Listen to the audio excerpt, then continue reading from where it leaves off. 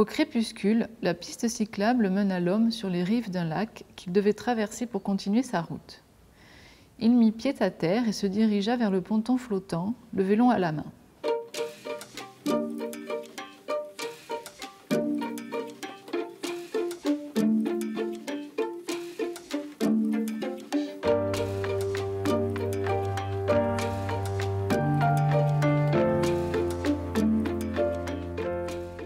C'est construit, ce roman-là, autour d'une traversée, la traversée de la vallée des Ombres. Il s'agit d'une piste cyclable infinie sur laquelle roule donc mon personnage principal, l'homme, que j'appelle l'homme, puisqu'il n'a pas de nom. Donc le principe, en fait, c'est qu'il ne croise jamais deux fois la même personne. Donc c'est un peu une règle du jeu qui est apparue comme ça au cours de l'écriture, et je me suis dit, bon, ben, ça va être la règle de ce livre. Dans son parcours, il va rencontrer un vieux monsieur qui va dessiner pour lui. Il va rencontrer un footballeur avec qui il va se lier d'amitié et qui court comme ça sur la piste. Il va rencontrer des enfants et des animaux esclaves.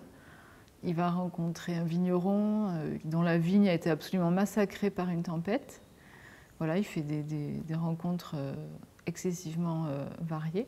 Un homme âgé, somnolé assis sur le banc d'une petite barque en acajou, ballotté par la faible houle, bercé par le clapotis. Le bruit de ferraille de la vieille bécane le fit sursauter. Il se gratta ostensiblement la gorge, cracha dans l'eau et dit sur un ton rude : « Je suis fermé, vous ne pouvez pas traverser maintenant, il faut respecter les horaires de travail, revenez demain matin. » Quand on lit, quand on est lecteur, ben on lit pourquoi ? Pour savoir la suite en général. François Sagan disait, ben voilà, moi j'écris aussi pour savoir la suite. Et ben en fait, on est un peu tous comme ça. Donc moi la première, j'écris pour savoir la suite, parce qu'au début d'un chapitre, par exemple, donc à chaque nouvelle rencontre, je ne sais pas vraiment ce qui va se passer, je ne sais pas qui est la personne rencontrée, comment ça va tourner, je ne sais pas, je découvre avec mon personnage. Donc c'est pour ça que ça me donne envie d'écrire la suite, en fait.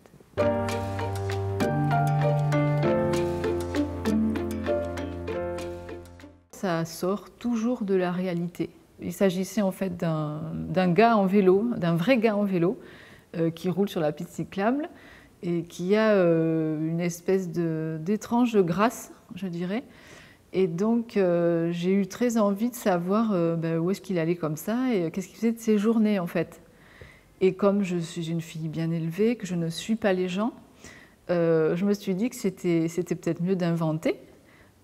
Voilà, d'inventer. Et donc j'ai créé ce personnage à partir de la réalité. Si on va chercher du côté des livres l'inspiration, donc tout d'abord c'est le genre du conte en lui-même qui m'est très cher. C'est son registre symbolique qui est très important, le fait d'aborder comme ça la réalité parfois la plus abominable et la plus crue, tout en gardant la beauté de la narration et puis surtout la fin optimiste. Le Petit Prince d'Antoine de Saint-Exupéry est donc très important aussi, un texte fondamental. Donc on se demande vraiment qui est cet enfant seigneur qui demande qu'on lui dessine des moutons, qui est en sollicitation et en parabole permanente et qui va partir de cette planète, qui va quitter la planète emportée par le serpent.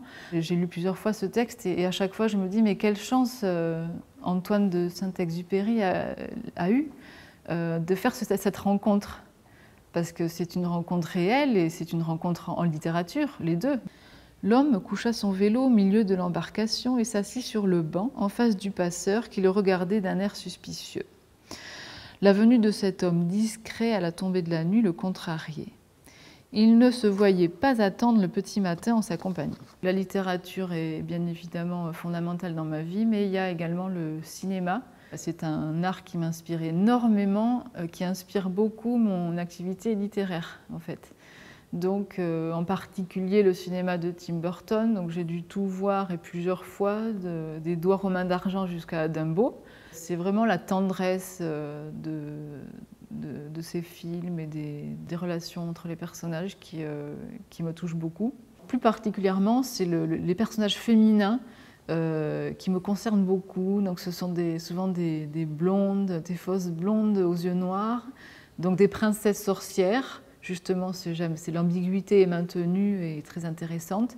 Et donc, je me suis inspirée pour un chapitre en particulier de ces personnages féminins-là, où mon personnage, l'homme, rencontre des jumelles en fait, de 8 ans qui jouent à la marelle sur la piste cyclable.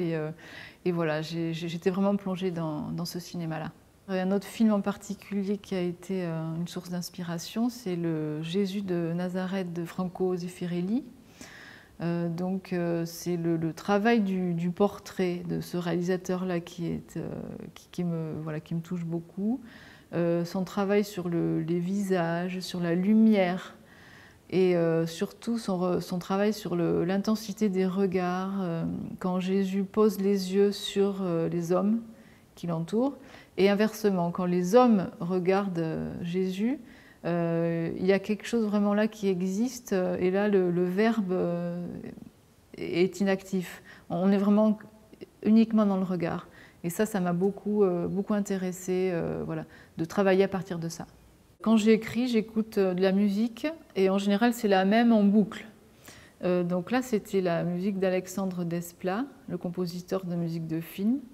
Et j'ai écouté en particulier 2 musiques qui m'ont inspirée tout le long. C'est La jeune fille à la perle et puis son Harry Potter, le dernier, La relique de la mort. C'est une musique pour moi qui est génératrice de beaucoup d'images et de visions. J'écoute, mais les images du film ne viennent pas m'envahir. Donc je suis vraiment dans mon monde à moi. Et donc évidemment dans l'écriture, le sens de la vue est très important, et donc ici est généré par la musique, et l'ouïe également, puisque en ce qui me concerne, j'ai l'oreille qui traîne beaucoup.